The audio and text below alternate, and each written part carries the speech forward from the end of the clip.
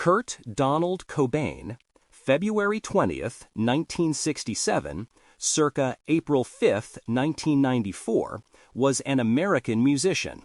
He was the lead vocalist, guitarist, primary songwriter, and a founding member of the grunge band Nirvana. Through his angsty songwriting and anti-establishment persona, he widened the thematic conventions of mainstream rock music. He was heralded as a spokesman of Generation X and is widely recognized as one of the most influential rock musicians. Cobain formed Nirvana with Chris Novoselic and Aaron Burkhart in 1987, establishing themselves as part of the Seattle area music scene that later became known as grunge. Burkhart was replaced by Chad Channing before the band released their debut album Bleach, 1989, on Sub Pop, after which Channing was in turn replaced by Dave Grohl. With this final lineup, the band signed with DGC and found commercial success with the single Smells Like Teen Spirit from their critically acclaimed second album, Nevermind, 1991.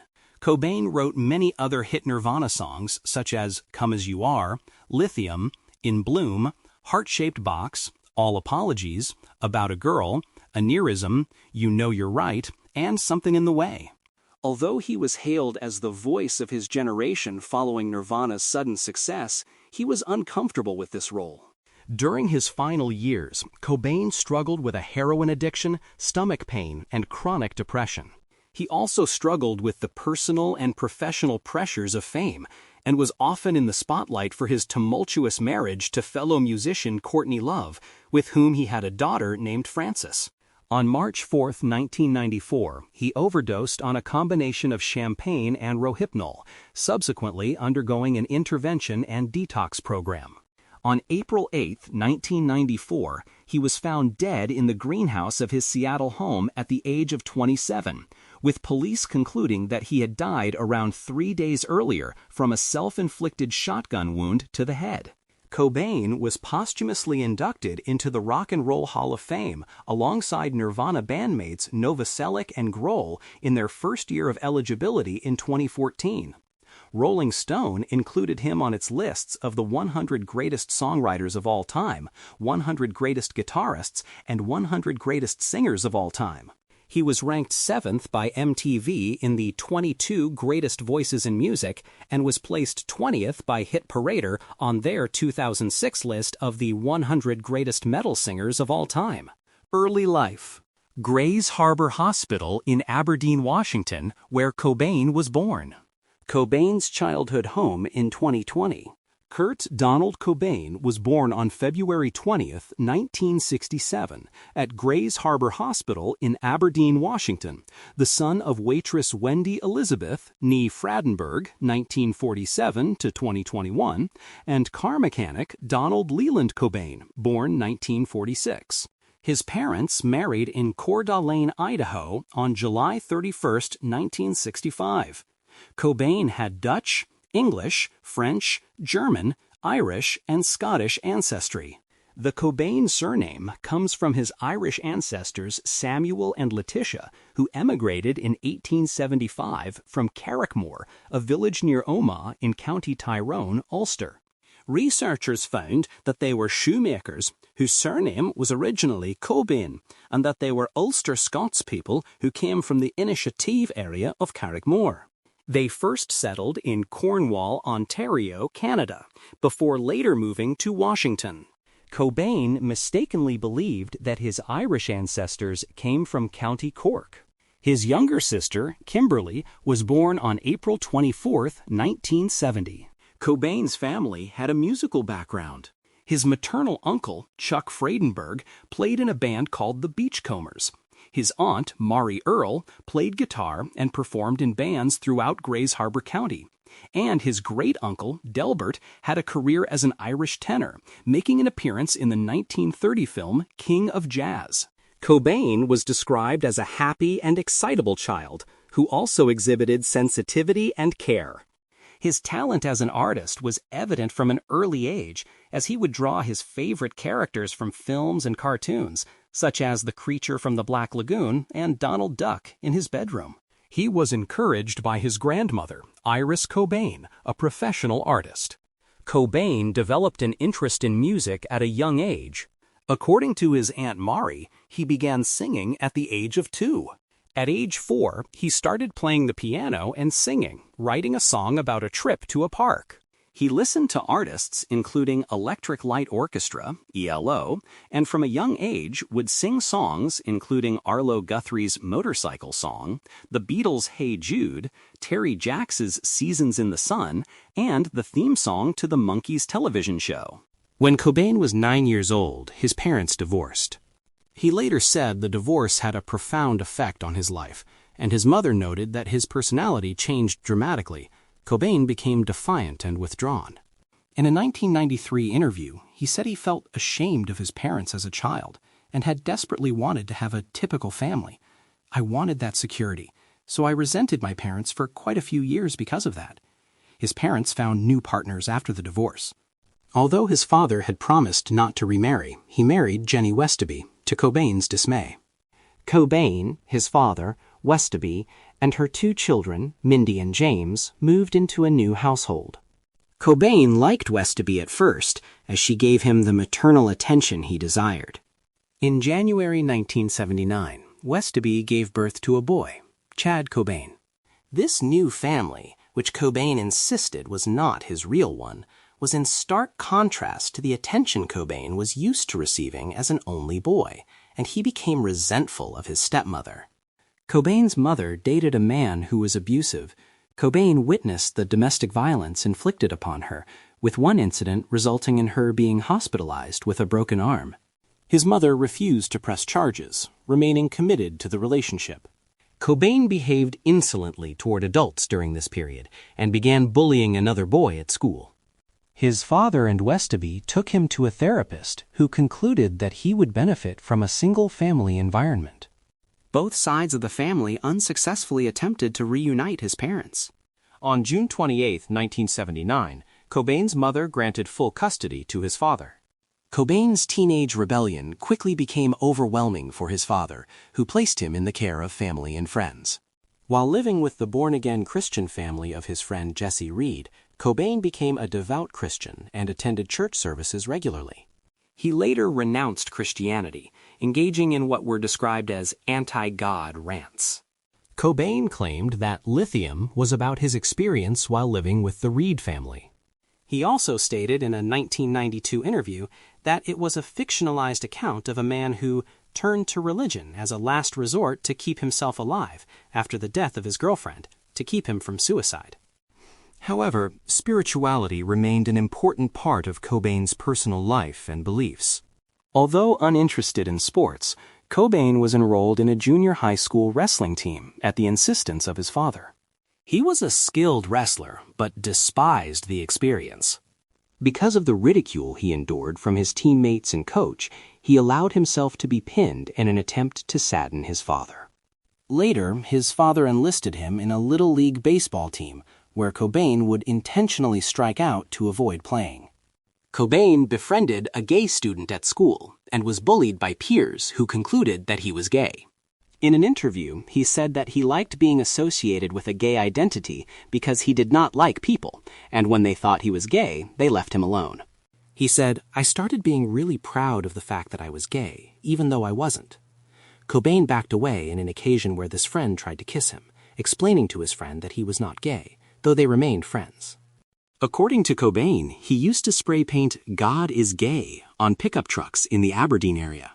Police records show that Cobain was arrested for spray painting the phrase "ain't got no how whatchamacallit" on vehicles. Cobain, in front, playing snare drum at Montesano High School in 1981. Cobain often drew during classes. When given a caricature assignment for an art course, Cobain drew Michael Jackson, but was told by the teacher that the image was inappropriate for a school hallway. He then drew an image of then-President Ronald Reagan that was seen as unflattering. Through art and electronics classes, Cobain met Buzz Osborne, singer and guitarist of the Melvins, who became his friend and introduced him to punk rock and hardcore music. As attested to by several of Cobain's classmates and family members, the first concert he attended was Sammy Hagar and Quarterflash, held at the Seattle Center Coliseum in 1983. Cobain, however, claimed that the first live show he attended was the Melvins, when they played a free concert outside the Thriftway supermarket where Osbourne worked. Cobain wrote in his journals of this experience, as well as in interviews, singling out the impact it had on him. As a teenager living in Montesano, Washington, Cobain eventually found escape through the thriving Pacific Northwest punk scene, going to punk rock shows in Seattle. During his second year in high school, Cobain began living with his mother in Aberdeen. 2 weeks prior to graduation, he dropped out of Aberdeen High School upon realizing that he did not have enough credits to graduate. His mother gave him an ultimatum: find employment or leave. After 1 week, Cobain found his clothes and other belongings packed away in boxes. Feeling banished, Cobain stayed with friends, occasionally sneaking back into his mother's basement. Cobain also claimed that during periods of homelessness, he lived under a bridge over the Wishkah River, an experience that inspired the song Something in the Way. Though family and friends cast doubt of this claim, with his future bandmate Chris Novoselic later saying, "He hung out there, but you couldn't live on those muddy banks with the tides coming up and down. That was his own revisionism." In late 1986, Cobain moved into an apartment, paying his rent by working at the Polynesian Resort, a themed resort on the Pacific Coast at Ocean Shores, Washington, approximately 20 miles, 32 kilometers, west of Aberdeen. During this period, he traveled frequently to Olympia, Washington, to go to rock concerts. During his visits to Olympia, Cobain formed a relationship with Tracy Marander. Their relationship was close but strained by financial problems and Cobain's absence when touring. Marander supported the couple by working at the cafeteria of the Boeing plant in Auburn, Washington, often stealing food. Cobain spent most of his time sleeping into the late evening, watching television, and concentrating on art projects. Marander's insistence that he get a job caused arguments that influenced Cobain to write the song About a Girl, which appeared on Nirvana's debut album, Bleach. Marander is credited with having taken the cover photo for the album, as well as the front and back cover photos of their Blue single. She did not become aware that Cobain wrote About a Girl about her until years after his death. Soon after his separation from Marander, Cobain began dating Toby Vale, an influential punk zinester of the Riot GRRL band Bikini Kill, who embraced the DIY ethos. After meeting Vale, Cobain vomited, overwhelmed with anxiety caused by his infatuation with her. This event inspired the lyric, "Love you so much it makes me sick," in the song Aneurysm. While Cobain regarded Vale as his female counterpart, his relationship with her waned. He desired the maternal comfort of a traditional relationship, which Vale regarded as sexist within a countercultural punk rock community. Vale's lovers were described by her friend Alice Wheeler as fashion accessories. Cobain wrote many of his songs about Vale. Career. Early musical projects. On his 14th birthday, February 20th, 1981, Cobain's uncle offered him the choice of either a bike or a used guitar. Cobain chose the guitar. Soon, he was trying to play Led Zeppelin's song Stairway to Heaven. He also learned how to play Louie Louie, Queen's Another One Bites the Dust, and The Cars' My Best Friend's Girl, before he began working on his own songs. Cobain played left-handed, despite being forced to write right-handed. In early 1985, Cobain formed Fecal Matter after he had dropped out of Aberdeen High School. One of several joke bands that arose from the circle of friends associated with the Melvins, it initially featured Cobain singing and playing guitar, Melvins drummer Dale Crover playing bass, and Greg Hokanson playing drums. But for most of its brief incarnation, Fecal Matter was just the duo of Cobain and Crover, who later played on Nirvana's Bleach in addition to his Melvins output and other projects. They spent several months rehearsing original material and covers, including songs by the Ramones, Led Zeppelin, and Jimi Hendrix. Nirvana. Main article, Nirvana, band. Cobain in 1988. During high school, Cobain rarely found anyone with whom he could play music. While hanging out at the Melvins practice space, he met Krist Novoselic, a fellow devotee of punk rock. Novoselic's mother owned a hair salon, and the pair occasionally practiced in the upstairs room of the salon. A few years later, Cobain tried to convince Novoselic to form a band with him by lending him a copy of a home demo recorded by Fecal Matter. After months of asking, Novoselic agreed to join Cobain, forming the beginnings of Nirvana. Religion appeared to remain a significant muse to Cobain during this time, as he often used Christian imagery in his work and developed an interest in Jainism and Buddhist philosophy. Cobain became disenchanted after early touring because of the band's inability to draw substantial crowds and the difficulty in supporting themselves financially. During their first few years playing together, Novoselic and Cobain were hosts to a succession of drummers. Eventually, the band settled on Chad Channing, with whom Nirvana recorded the album Bleach, released on Sub Pop Records in 1989. Cobain, however, became dissatisfied with Channing's style and subsequently fired him. He and Novoselic eventually hired Dave Grohl to replace Channing. Grohl helped the band record their 1991 major label debut, Nevermind. With Nevermind's lead single, Smells Like Teen Spirit, Nirvana quickly entered the mainstream, popularizing a subgenre of alternative rock called grunge. Since their debut, Nirvana has sold over 28 million albums in the United States alone and over 75 million worldwide.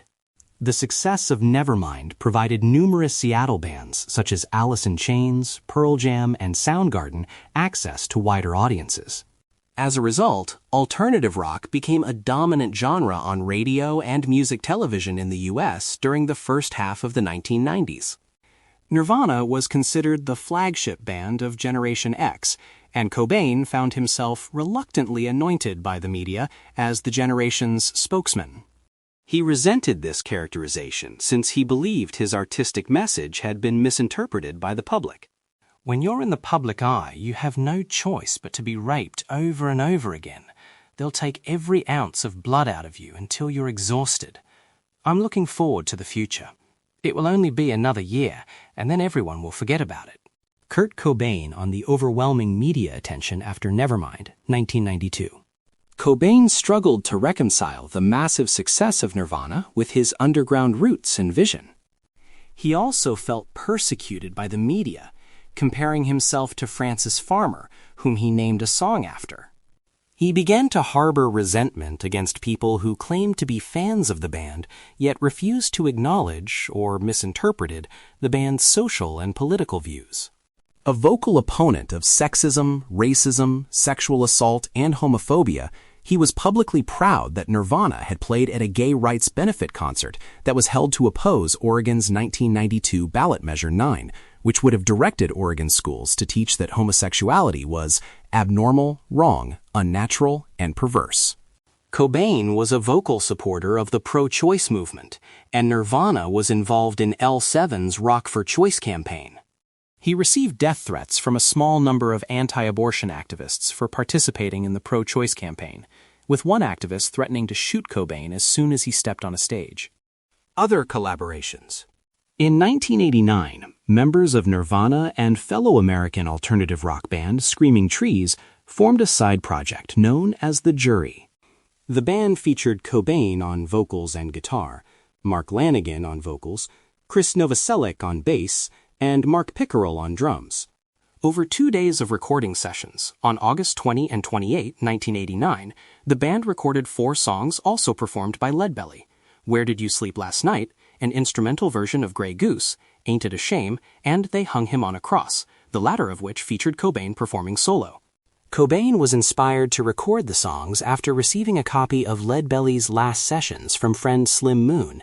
After hearing it, he felt a connection to Leadbelly's almost physical expressions of longing and desire. In 1990, Cobain and his girlfriend, Toby Vale of the Riot GRRRL band Bikini Kill, collaborated on a musical project called Bathtub is Real, in which they both sang and played guitar and drums. They recorded their songs on a 4-track tape machine that belonged to Vale's father. In Everett True's 2009 book, Nirvana, the biography, Vale is quoted as saying that Cobain would play the songs he was writing, I would play the songs I was writing, and we'd record them on my dad's 4-track. Sometimes I'd sing on the songs he was writing and play drums on them. He was really into the fact that I was creative and into music. I don't think he'd ever played music with a girl before. He was super inspiring and fun to play with. The musician Slim Moon described their sound as like the minimal, quiet pop songs that Olympia is known for. Both of them sang. It was really good. In 1992, Cobain contacted William S. Burroughs about a possible collaboration. Burroughs responded by sending him a recording of The Junkies' Christmas, which he recorded in his studio in Lawrence, Kansas. 2 months later, at a studio in Seattle, Cobain added guitar backing based on Silent Night and to Anacreon in Heaven. The two would meet shortly later in Lawrence, Kansas, and produce The Priest They Called Him, a spoken-word version of The Junkies' Christmas. Musical influences. The Beatles were an early and lasting influence on Cobain. His Aunt Mari remembers him singing Hey Jude at the age of 2. My aunts would give me Beatles records, Cobain told John Savage in 1993, so for the most part I listened to the Beatles as a child, and if I was lucky, I'd be able to buy a single. Cobain expressed a particular fondness for John Lennon, whom he called his idol in his posthumously released journals, and he said that he wrote the song About a Girl from Nirvana's 1989 debut album Bleach after spending 3 hours listening to Meet the Beatles. Cobain was also a fan of 1970s hard rock and heavy metal bands, including Led Zeppelin, AC/DC, Black Sabbath, Aerosmith, Queen, and Kiss. Nirvana occasionally played cover songs by these bands, including Led Zeppelin's Heartbreaker, Moby Dick and Immigrant Song, Black Sabbath's Hand of Doom, and Kiss' Do You Love Me, and wrote the Incestide song Aero Zeppelin as a tribute to Led Zeppelin and Aerosmith. Recollecting touring with his band, Cobain stated, "I used to take a nap in the van and listen to Queen, over and over again and drain the battery on the van. We'd be stuck with a dead battery because I'd listened to Queen too much." He was introduced to punk rock and hardcore music by his Aberdeen classmate Buzz Osborne, lead singer and guitarist of the Melvins, who taught Cobain about punk by loaning him records and old copies of the Detroit-based magazine Cream. Punk rock proved to be a profound influence on a teenaged Cobain's attitude and artistic style. His first punk rock album was Sandinista by The Clash, but he became a bigger fan of fellow 1970s British punk band the Sex Pistols, describing them as 1,000,000 times more important than The Clash in his journals. He quickly discovered contemporary American hardcore bands like Black Flag, Bad Brains, Millions of Dead Cops, and Flipper. The Melvins themselves were a major early musical influence on Cobain. His admiration for them led him to drive their van on tour and help them to carry their equipment. He and Novoselic watched hundreds of Melvins rehearsals and learned almost everything from them, as stated by Cobain. The Melvins' heavy, grungy sound was mimicked by Nirvana on many songs from Bleach. In an early interview given by Nirvana, Cobain stated that their biggest fear was to be perceived as a Melvins ripoff. After their commercial success, the members of Nirvana would constantly talk about the Melvins' importance to them in the press. Cobain was an admirer of Jimi Hendrix and said in reference to the growing media attention on the Seattle scene at the time, "I mean, we had Jimi Hendrix. Heck, what more do we want?"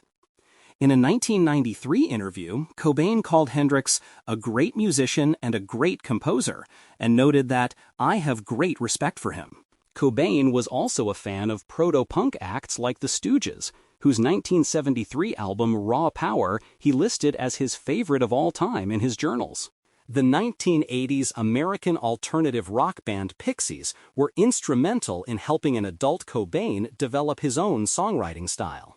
In a 1992 interview with Melody Maker, Cobain said that hearing their 1988 debut album, Surfer Rosa, convinced him to abandon his more Black Flag-influenced songwriting in favor of the Iggy Pop Aerosmith-type songwriting that appeared on Nevermind.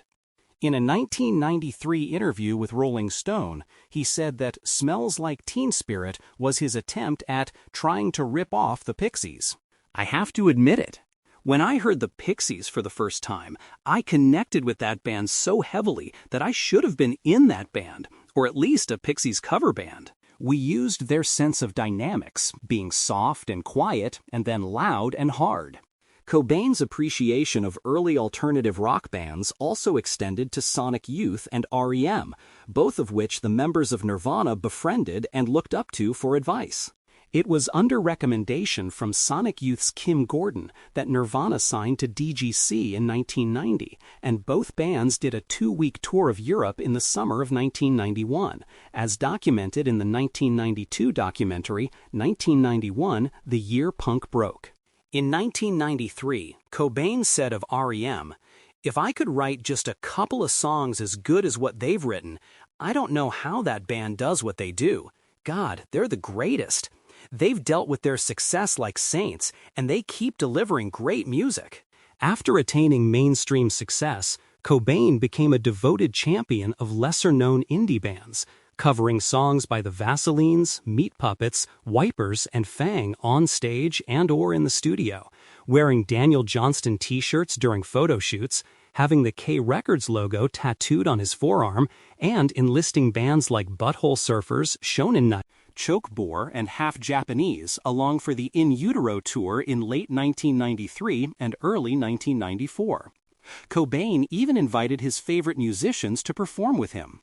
Ex-Germs guitarist Pat Smear joined the band in 1993, and the Meat Puppets appeared on stage during Nirvana's 1993 MTV Unplugged appearance to perform 3 songs from their second album, Meat Puppets 2.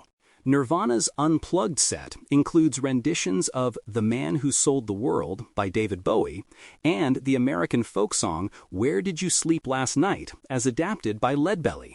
Cobain introduced the latter by calling Leadbelly his favorite performer, and in a 1993 interview revealed he had been introduced to him from reading the American author William S. Burroughs, saying, "I remember Burroughs saying in an interview, these new rock and roll kids should just throw away their guitars and listen to something with real soul, like Leadbelly. I'd never heard about Leadbelly before, so I bought a couple of records, and now he turns out to be my absolute favorite of all time in music. I absolutely love it more than any rock and roll I ever heard." The album MTV Unplugged in New York was released posthumously in 1994. It has drawn comparisons to REM's 1992 release Automatic for the People. In 1993, Cobain had predicted that the next Nirvana album would be pretty ethereal, acoustic, like REM's last album. Yeah, he talked a lot about what direction he was heading in, Cobain's friend, REM's lead singer Michael Stipe, told Newsweek in 1994. I mean, I know what the next Nirvana recording was going to sound like. It was going to be very quiet and acoustic, with lots of stringed instruments. It was going to be an amazing fucking record, and I'm a little bit angry at him for killing himself. He and I were going to record a trial run of the album, a demo tape. It was all set up. He had a plane ticket, he had a car picking him up, and at the last minute he called and said, "I can't come." Stipe was chosen as the godfather of Cobain's and Courtney Love's daughter, Frances Bean Cobain. Artistry. The Lake Placid blue Fender Mustang, played by Cobain during the filming of the video for Smells Like Teen Spirit, shown at the Museum of Pop Culture in Seattle. According to Grohl, Cobain believed that music comes first and lyrics second. He focused primarily on the melodies. He complained when fans and rock journalists attempted to decipher his singing and extract meaning from his lyrics, writing, "Why in the hell do journalists insist on coming up with a second-rate Freudian evaluation of my lyrics when 90% of the time they've transcribed them incorrectly?" Though Cobain insisted on the subjectivity and unimportance of his lyrics, he labored and procrastinated in writing them, often changing the content and order of lyrics during performances. Cobain would describe his own lyrics as a big pile of contradictions. They're split down the middle between very sincere opinions that I have and sarcastic opinions and feelings that I have, and sarcastic and hopeful, humorous rebuttals toward cliché bohemian ideals that have been exhausted for years. Cobain originally wanted Nevermind to be divided into two sides, a boy side, for the songs written about the experiences of his early life and childhood, and a girl side, for the songs written about his dysfunctional relationship with Vale. Charles R. Cross wrote, in the 4 months following their breakup, Kurt would write a half-dozen of his most memorable songs, all of them about Toby Vale. Though Cobain wrote Lithium before meeting Vale, he wrote the lyrics to reference her. Cobain said in an interview with Musician that he wrote about some of my very personal experiences, like breaking up with girlfriends and having bad relationships, feeling that death void that the person in the song is feeling, very lonely, sick. While Cobain regarded In Utero as, for the most part, very impersonal, its lyrics deal with his parents, divorce, his newfound fame, and the public image and perception of himself and Courtney Love on Serve the Servants, with his enamored relationship with Love conveyed through lyrical themes of pregnancy and the female anatomy on Heart-Shaped Box. Cobain's model of Fender Jaguar. Cobain was affected enough to write Polly from Nevermind after reading a newspaper story of an incident in 1987, when a 14-year-old girl was kidnapped after attending a punk rock show, then raped and tortured with a blowtorch.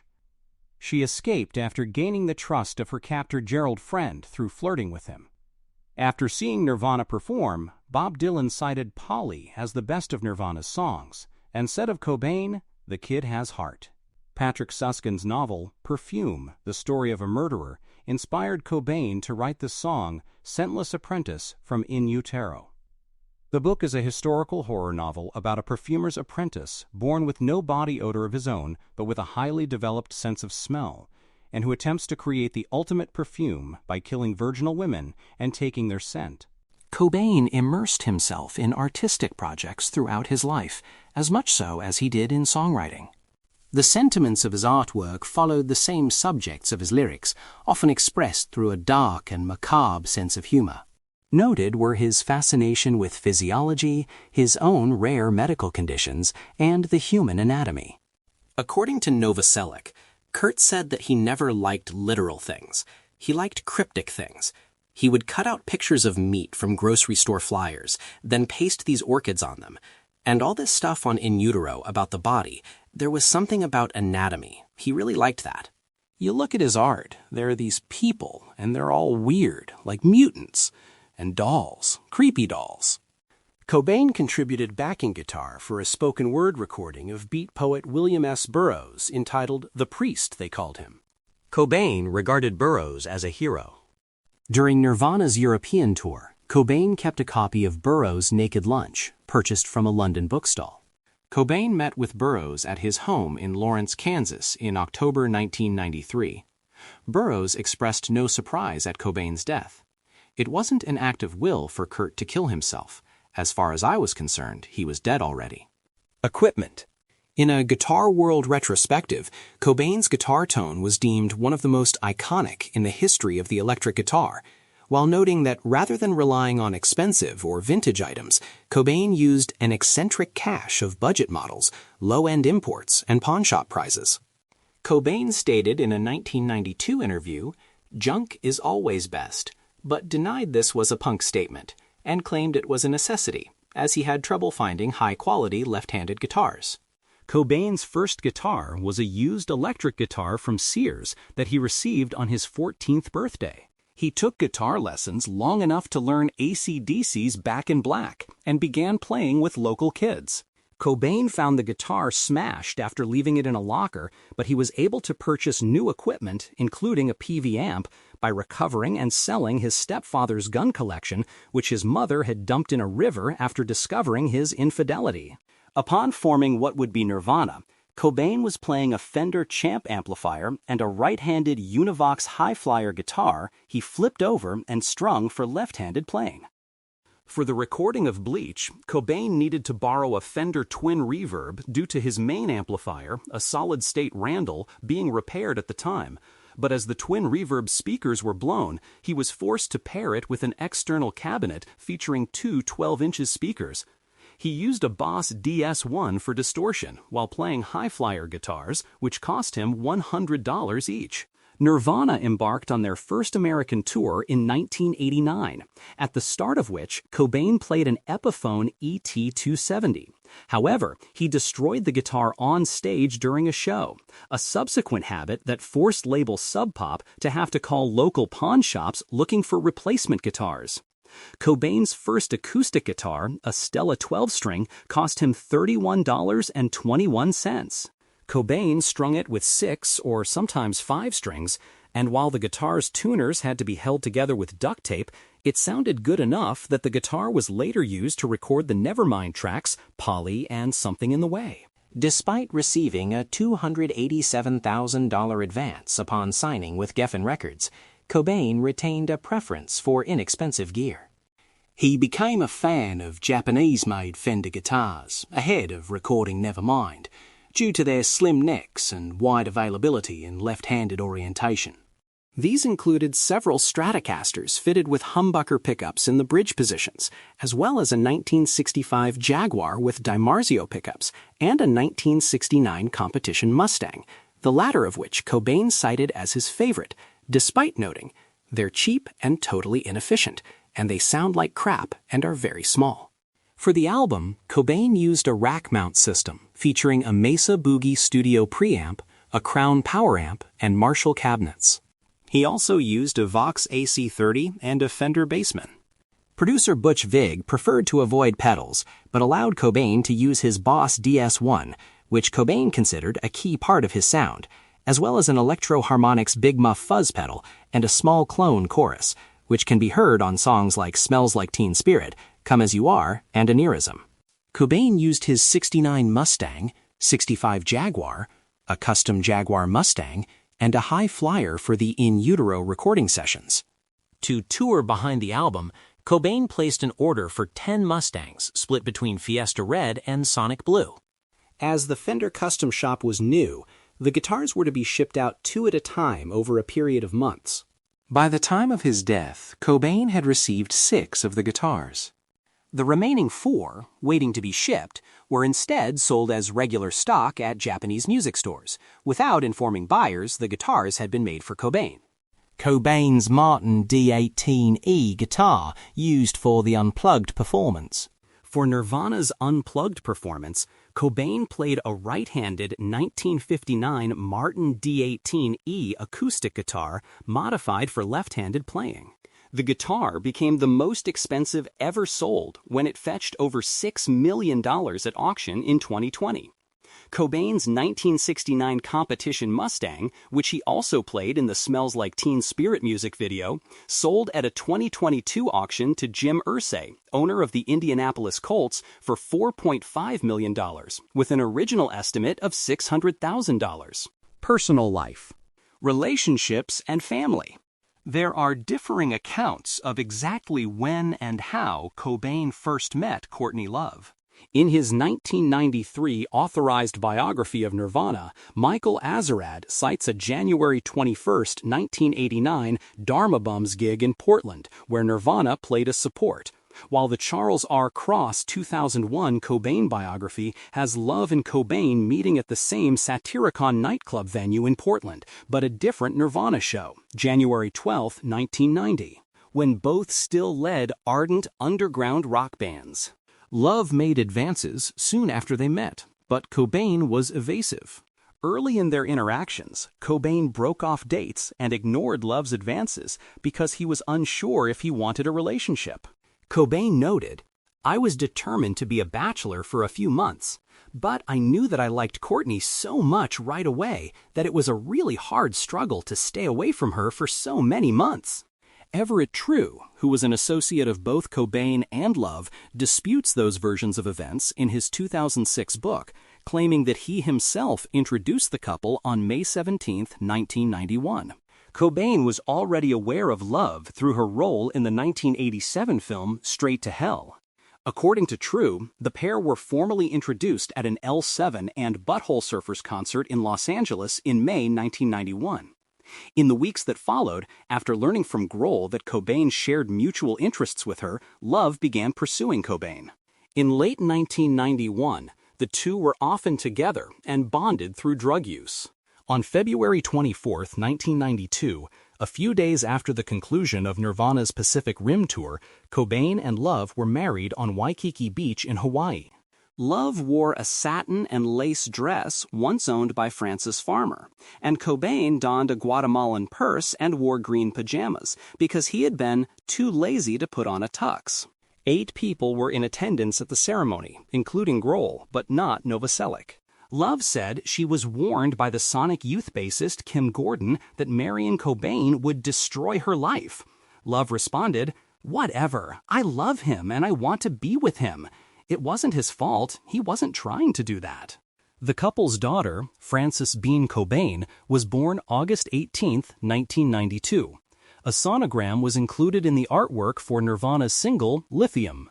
In a 1992 Vanity Fair article, Love admitted to a drug binge with Cobain in the early weeks of her pregnancy. At the time, she claimed that Vanity Fair had misquoted her. Love later admitted to using heroin before knowing she was pregnant. The couple were asked by the press if Frances was addicted to drugs at birth.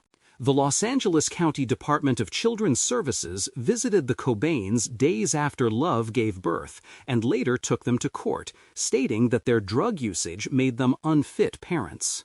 Frances was removed from her parents' care for a short period of time in the first few weeks of her life.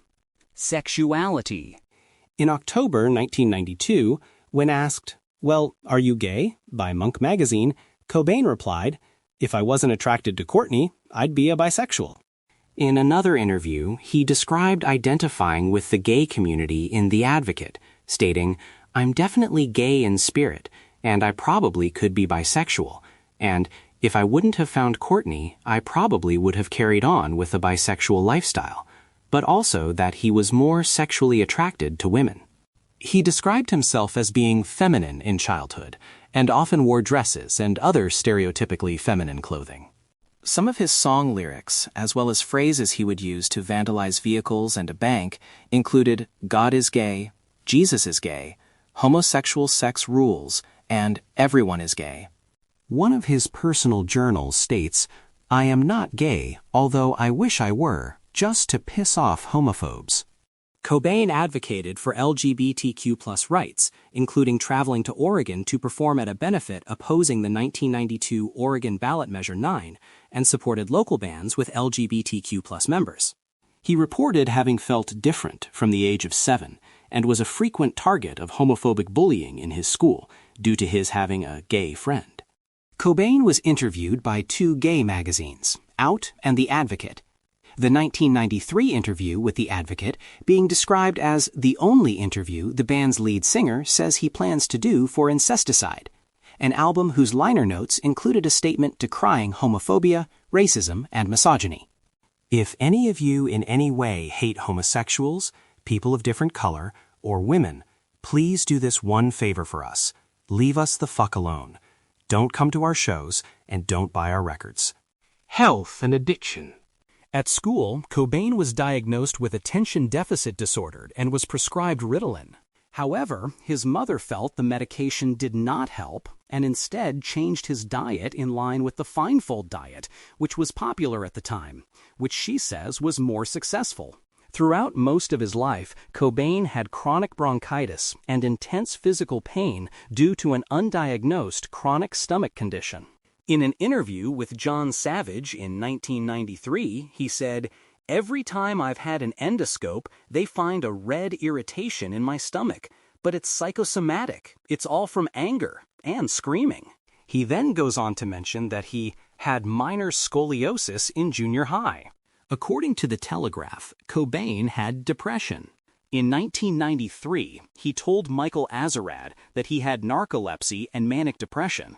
His cousin brought attention to the family history of suicide, mental illness, and alcoholism, noting that 2 of her uncles had died by suicide with guns. According to Cross, Cobain suffered a mental breakdown midway through Nirvana's show in Rome on November 27, 1989.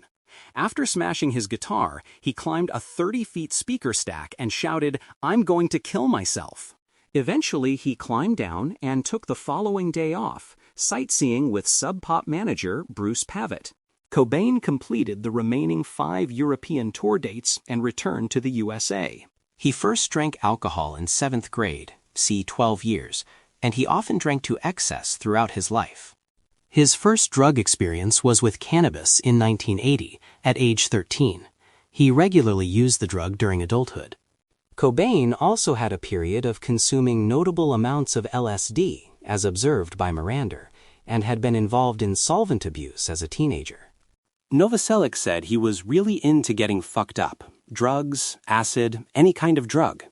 He occasionally experimented with methamphetamine and cocaine when the band were on tour. One example was when Novoselic and Cobain took cocaine after their gig in New York on July 18, 1989. Cobain first took heroin in 1986, administered to him by a dealer in Tacoma, Washington, who had previously supplied him with oxycodone and aspirin. Cobain used heroin sporadically for several years. By the end of 1991, his use had developed into addiction. Cobain claimed that he was determined to get a habit as a way to self-medicate his stomach condition.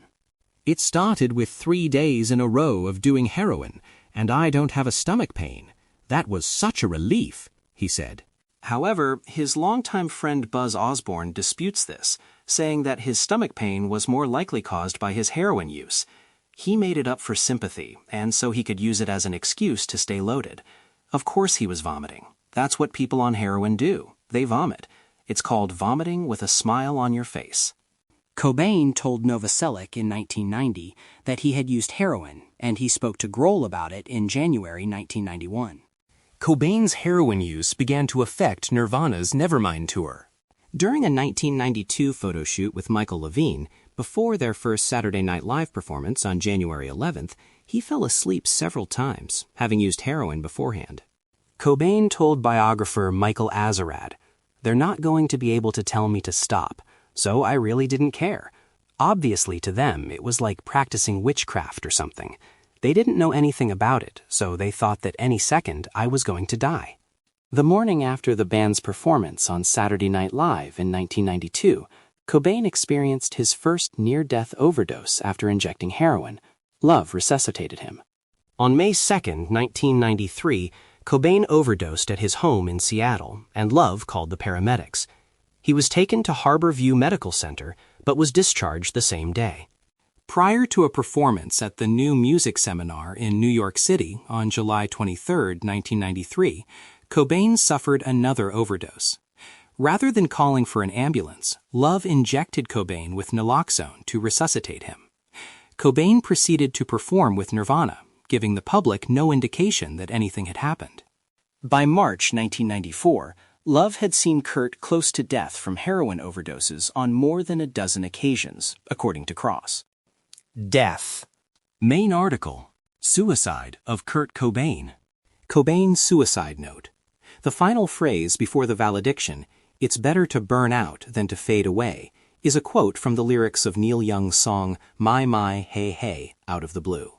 Following a tour stop at Terminal 1 in Munich, Germany on March 1, 1994, Cobain was diagnosed with bronchitis and severe laryngitis.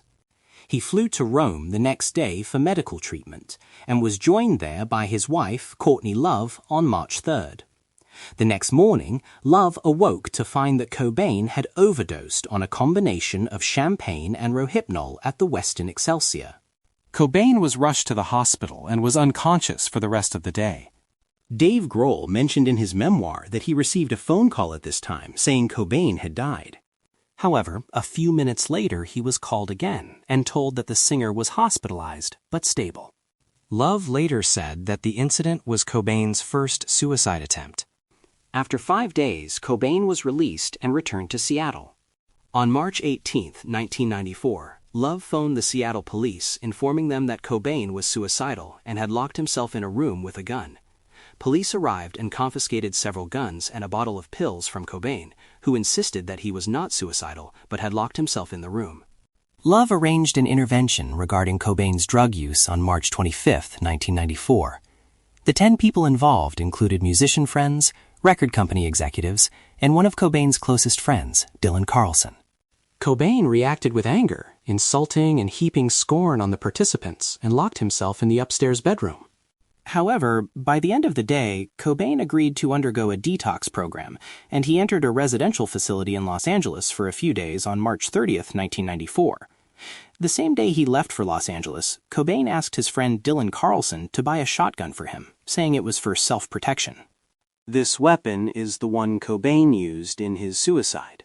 Multiple times in the previous months, Cobain had called the Seattle Post-Intelligencer wanting to speak to its film critic, William Arnold.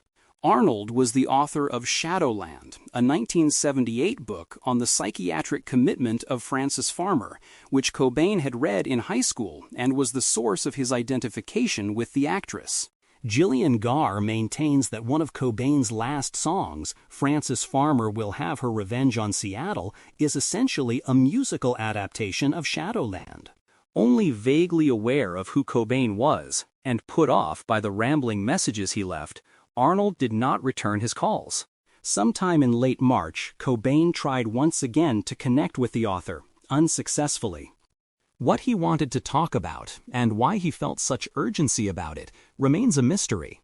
In a later column, Arnold expressed profound regret for avoiding Cobain, and speculated that he probably felt he was reliving Farmer's tragedy, and was just reaching out to someone who might understand what he was going through. On the evening of April 1, 1994, Cobain escaped the facility and flew to Seattle. On the flight, he sat near Duff McKagan of Guns N' Roses. Despite Cobain's animosity towards Guns N' Roses, Cobain seemed happy to see McKagan. McKagan later said that he knew from all of his instincts that something was wrong. Most of Cobain's friends and family were unaware of his whereabouts. On April 6th, amid rumors of Nirvana breaking up, the band pulled out of the 1994 Lollapalooza Festival, Cobain's former home and the site of his death. On April 8th, Cobain's body was discovered at his Lake Washington Boulevard home by an electrician who had arrived to install a security system. A suicide note was found, addressed to Cobain's childhood imaginary friend Bada, which stated that Cobain had not felt the excitement of listening to as well as creating music, along with really writing, for too many years now. Cobain's body had been there for days. The coroner's report estimated he died on April 5, 1994, at the age of 27. Aftermath. A public vigil was held on April 10th at a park at Seattle Center, drawing approximately 7,000 mourners. Pre-recorded messages by Novoselic and Love were played at the memorial. Love read portions of the suicide note to the crowd, crying and chastising Cobain. Near the end of the vigil, Love distributed some of Cobain's clothing to those who remained. Grohl said that the news of Cobain's death was probably the worst thing that has happened to me in my life. I remember the day after that I woke up and I was heartbroken that he was gone. I just felt like, okay, so I get to wake up today and have another day, and he doesn't. Billboard, reporting from Seattle on April 23rd, stated that within a few hours of Cobain's death being confirmed on April 8th, the only remaining Nirvana titles at Park Avenue Records on Queen Anne Avenue were 2 heart-shaped box import CD singles. A marketing director at the 3-store Cellophane Square chain said that all 3 stores sold about a few hundred CDs, singles, and vinyl by the morning of April 9th. A buyer at Tower Records on Mercer Street said, "It's a pathetic scene. Everything is going out the door. If people were really fans, they would have had this stuff already." In the United Kingdom, sales of Nirvana releases rose dramatically immediately after Cobain's death. Grohl believed that he knew Cobain would die at an early age, saying that, "Sometimes you just can't save someone from themselves, and in some ways, you kind of prepare yourself emotionally for that to be a reality." Dave Reed, who for a short time had been Cobain's foster father, said that he had the desperation, not the courage, to be himself. Once you do that, you can't go wrong, because you can't make any mistakes when people love you for being yourself. But for Kurt, it didn't matter that other people loved him. He simply didn't love himself enough. A final ceremony was arranged by Cobain's mother on May 31, 1999, and was attended by Love and Tracy Marander. As a Buddhist monk chanted, "Daughter Frances Bean scattered Cobain's ashes into McLean Creek in Olympia, the city where he had found his true artistic muse." In 2006, Love said she retained Cobain's ashes, kept in a bank vault in Los Angeles, because no cemetery in Seattle will take them. A bench in Veretta Park, through a tribute graffiti, has become an improvised memorial to Cobain. Cobain's death became a topic of public fascination and debate. His artistic endeavors and struggles with addiction, illness, and depression, as well as the circumstances of his death, have become a frequent topic of controversy. According to a spokesperson for the Seattle Police Department, the department receives at least one weekly request to reopen the investigation, resulting in the maintenance of the basic incident report on file.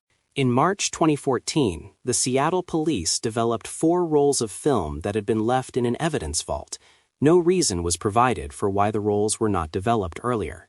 According to the Seattle police, the 35mm film photographs show the scene of Cobain's dead body more clearly than previous Polaroid images taken by the police. Detective Mike Ciazinski, a cold case investigator, was instructed to look at the film because it is 20 years later and it's a high media case. Ciazinski stated that Cobain's death remains a suicide and that the images would not have been released publicly. The photos in question were later released, one by one, weeks before the 20th anniversary of Cobain's death. One photo shows Cobain's arm, still wearing the hospital bracelet from the drug rehab facility he had left just a few days prior to returning to Seattle. Another photo shows Cobain's foot resting next to a bag of shotgun shells, one of which was used in his death. Legacy. Cobain is remembered as one of the most influential rock musicians in the history of alternative music. His angst-fueled songwriting and anti-establishment persona led him to be referenced as the spokesman of Generation X. In addition, Cobain's songs widened the themes of mainstream rock music of the 1980s to discussion of personal reflection and social issues. On April 10, 2014, Nirvana was inducted into the Rock and Roll Hall of Fame. Grohl, Novoselic, and Love accepted the accolade at the ceremony, where Cobain was also remembered. Cobain is one of the best-known members of the 27 Club, a list of musicians who died when they were 27 years old. Music and media reporting on April 23, 1994, after Cobain had died, stated that Jørgen Larsen, the president of MCA Music Entertainment International, was asked where he thought Cobain stood in terms of his contribution to contemporary music. And Larsen replied that if anybody comes out of nowhere to sell 11 or 12 million albums, you have to conclude that there's something there. He wasn't just a one-hit wonder. According to music journalist Paul Lester, who worked at Melody Maker at the time, Cobain's suicide triggered an immediate reappraisal of his work.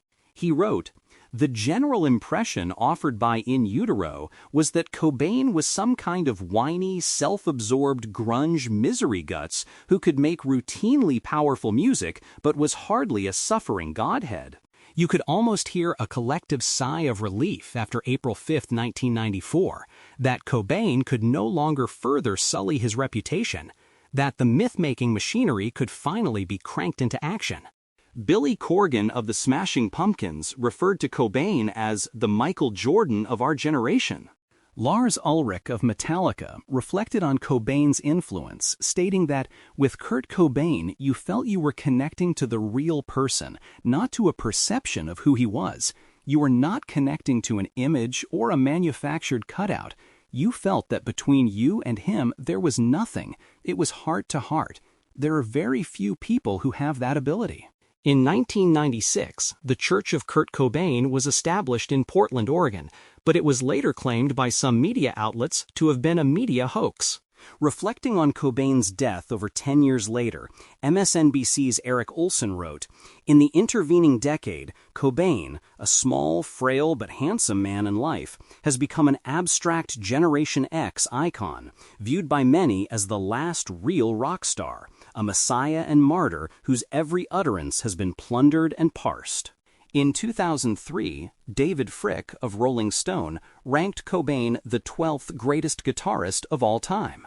He was later ranked the 73rd greatest guitarist and 45th greatest singer of all time by the same magazine, and by MTV as 7th in the 22 greatest voices in music. In 2006, he was placed at number 20 by Hit Parader on their list of the 100 greatest metal singers of all time. In 2005, a sign was put up in Aberdeen, Washington that reads, "Welcome to Aberdeen, come as you are," as a tribute to Cobain. In 2005, a sign was put up in Aberdeen, Washington that read, "Welcome to Aberdeen, come as you are," as a tribute to Cobain.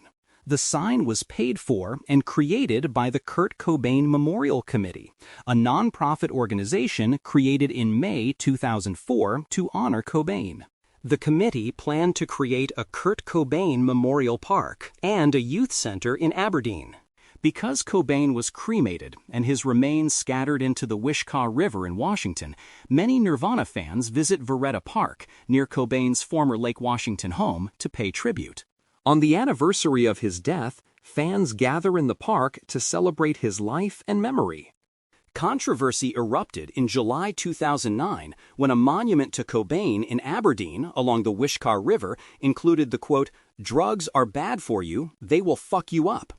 The city ultimately decided to sandblast the monument to replace the expletive with fuck, but fans immediately drew the letters back in. In December 2013, the small city of Hoquiam, where Cobain once lived, announced that April 10th would become the annual Nirvana Day. Similarly, in January 2014, Cobain's birthday, February 20th, was declared annual Kurt Cobain Day in Aberdeen. In July 2021, the Washington State Department of Archaeology and Historic Preservation confirmed that Cobain's childhood home in Aberdeen would be included on their heritage register, and that the owner would be making it into an exhibit for people to visit. A street has been named after Cobain in Saint-Jean-d'Urs, a rural commune of France. Media. Books. Prior to Cobain's death, Michael Azerrad published Come As You Are, The Story of Nirvana, a book chronicling Nirvana's career from its beginning, as well as the personal histories of the band members. The book explored Cobain's drug addiction, as well as the countless controversies surrounding the band. After Cobain's death, Azerrad republished the book to include a final chapter discussing the last year of Cobain's life. The book involved the band members themselves, who provided interviews and personal information to Azerrad specifically for the book. In 2006, Azerrad's taped conversations with Cobain were transformed into a documentary about Cobain, titled Kurt Cobain, About a Son. Though this film does not feature any music by Nirvana, it has songs by the artists that inspired Cobain. Journalists Ian Halperin and Max Wallace published their investigation of any possible conspiracy surrounding Cobain's death in their 1998 book, Who Killed Kurt Cobain? Halperin and Wallace argued that, while there was not enough evidence to prove a conspiracy, there was more than enough to demand that the case be reopened.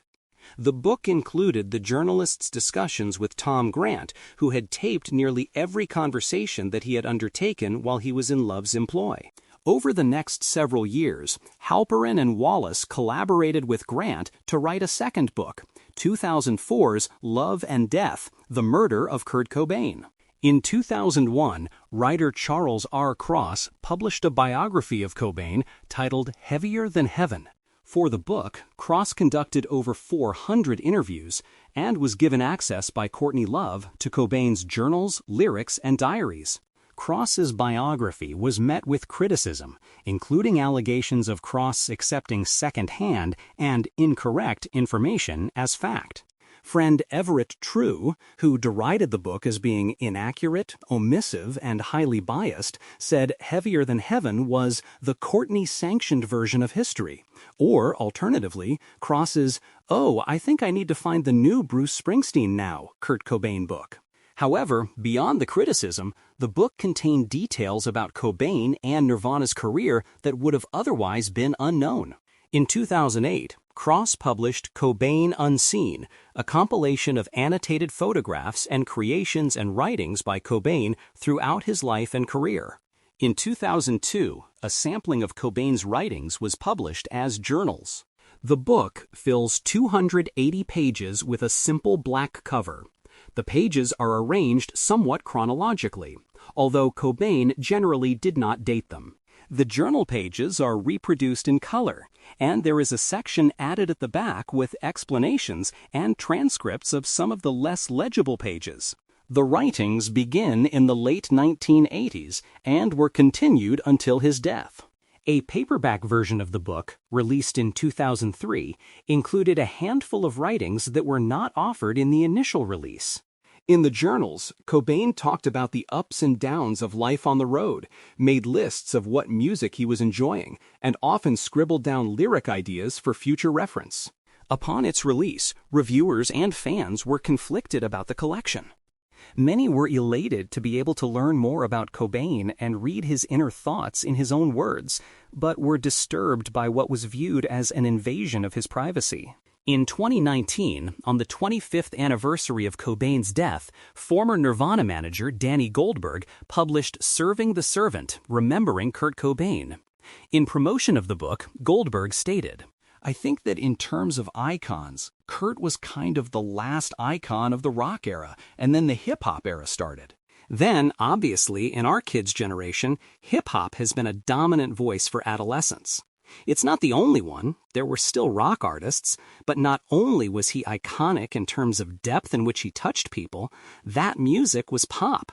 Those songs were as big as Rihanna, Travis Scott, or Justin Bieber, or anything today. They were pop hits as well as touching the underground culture.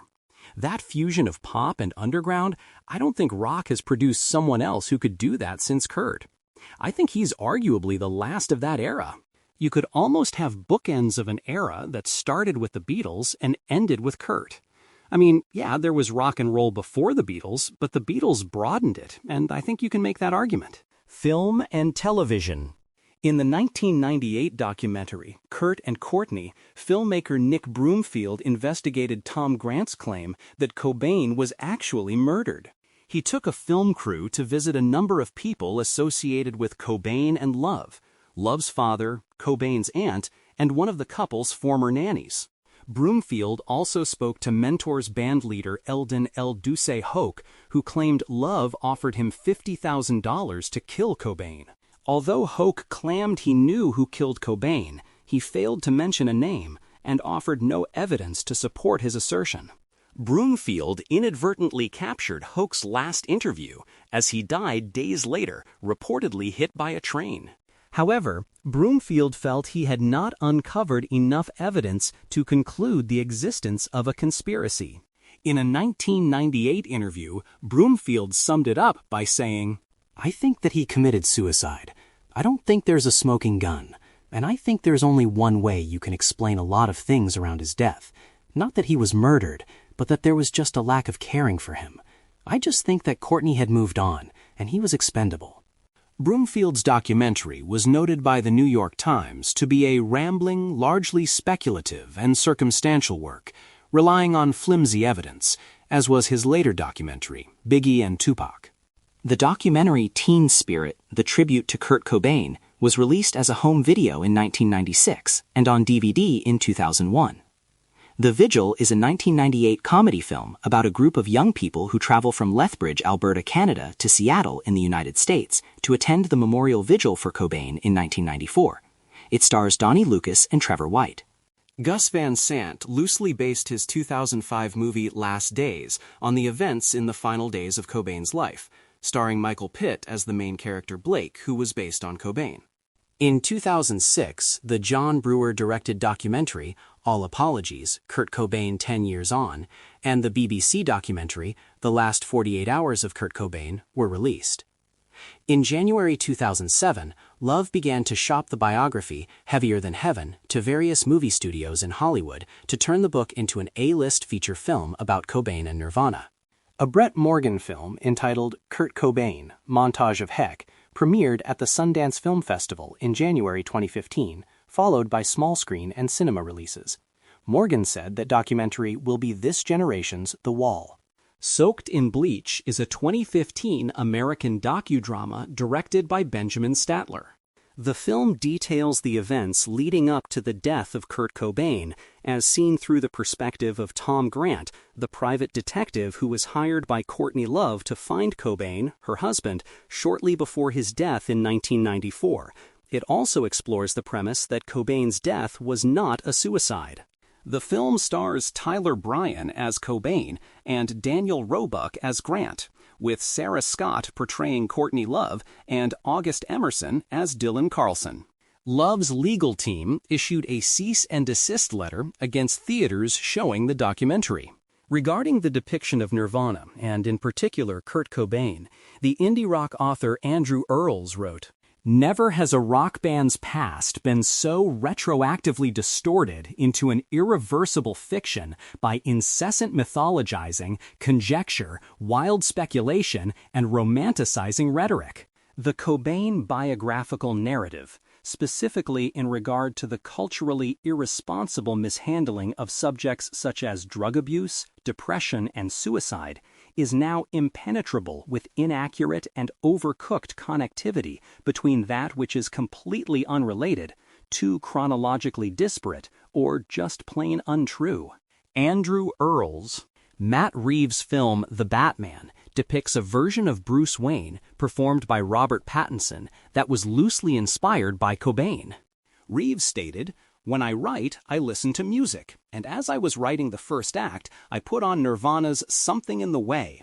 That's when it came to me that rather than make Bruce Wayne the playboy version we've seen before, there's another version who had gone through a great tragedy and become a recluse.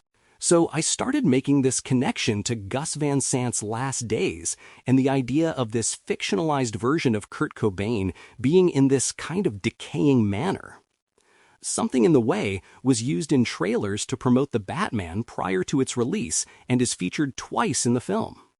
To mark the 30th anniversary of Cobain's death, a new documentary titled Kurt Cobain, Moments That Shook Music aired on BBC Two and BBC iPlayer on April 13, 2024. Theater. In September 2009, the Roy Smiles play Kurt and Sid debuted at the Trafalgar Studios in London's West End. The play, set in Cobain's greenhouse on the day of his suicide, revolves around the ghost of Sid Vicious visiting Cobain to try to convince him not to kill himself. Cobain was played by Sean Evans. Video games. Further information, Guitar Hero 5 section Kurt Cobain controversy. Cobain was included as a playable character in the 2009 video game Guitar Hero 5. He can be used to play songs by Nirvana and other acts.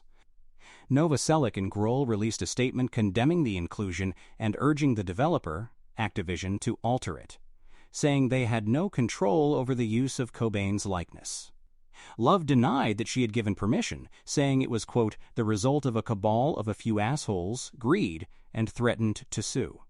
The vice president of Activision said that Love had contributed photos and videos to the development and had been great to work with. Discography. Nirvana. For a complete list of all Nirvana releases, see Nirvana discography. Bleach, 1989. Nevermind, 1991. In Utero, 1993.